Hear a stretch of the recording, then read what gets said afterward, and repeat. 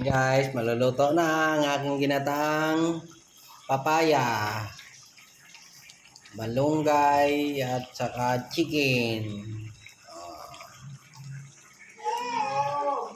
Ayan o.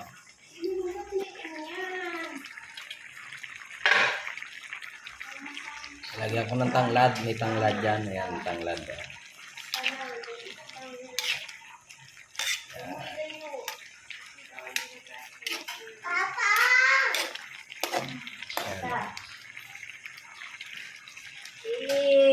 Tagal ko na hindi nakakain ito. Kasi bata pa ako nung nakakain ito. Nung ako ay nasa probinsya pa. Batang bata pa talaga. Siguro mga huling kain ko nito ay mga 10 years old. Ayan. Ginataang papaya.